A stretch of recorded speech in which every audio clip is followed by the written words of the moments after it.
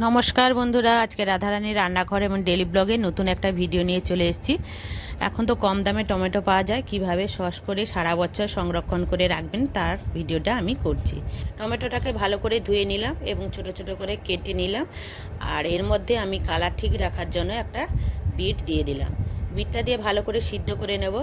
সিদ্ধ করে বিটটাকে আমি আলাদা করে দেব। আর যে সিদ্ধ হয়ে যাওয়ার পর উপরে যে পাতলা ছালটা থাকে টমেটোর, সেটা ছাড়িয়ে নিচ্ছি এবং যে কোনো প্রকারে এটাকে আমি গ্রেট করে নেব। আপনারা যে যেমনভাবে পারেন করে নেবেন। এবার ছেঁকে নিয়েছি এটাকে, দেখুন কি সুন্দর কালার হয়েছে। আর বেছে বেছে বাদ দিয়ে দিলাম যে বিটের টুকরোগুলো ছিল, সেগুলো আর এর মধ্যে দেব না। এর মধ্যে যা কালার বেরোনোর বেরিয়ে গেছে, দেখুন কত সুন্দর হয়েছে। এখন এবার একটা কড়াইয়ের মধ্যে বসিয়ে গরম করে নেব।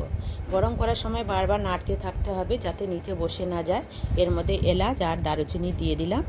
আর স্বাদ মতো লবণ দেব, সাদা লবণ দেব এবং বিট লবণও দিয়ে দেব। আর কালারটা ঠিক রাখার জন্য বা টেস্টটা বাড়ানোর জন্য এতে আমি কিছু গুঁড়ো লঙ্কা দিয়ে দিলাম আর গোলমরিচ দিলাম আর 2 বাটি চিনি দিলাম। অনেকটা সস যেহেতু বেশি চিনি দিয়েছি, টমেটোর উপর নির্ভর করে কতটা মিষ্টি দেবেন আপনারা। এর মধ্যে 1 কাপ মতন আমি ভিনিগার দিয়ে দিলাম। দিয়ে দেখুন আমাদের টমেটো সস রেডি হয়ে গেছে। এবার বুঝবো কী করে এটা হয়ে গেছে। এবার একটা প্লেটের মধ্যে দিয়ে দিয়েছি, দেখুন গড়িয়ে পড়ে যাচ্ছে না। এর মধ্যে যেটুকু জল ছিল শুকনো হয়ে গেছে। শুধু টমেটো সস করে রেখে দিলে হবে না, এর কিভাবে রাখবেন তারও একটা ভালো টিপস আপনাদের দিচ্ছি।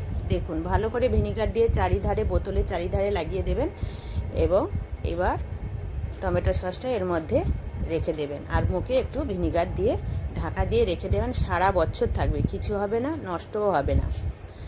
এখন তো কম দাম, আপনারা এইভাবে তৈরি করে রাখবেন। আর ভিডিওটা যদি ভালো লাগে আপনারা লাইক, শেয়ার, কমেন্ট, একটা সাবস্ক্রাইব করে দেবেন।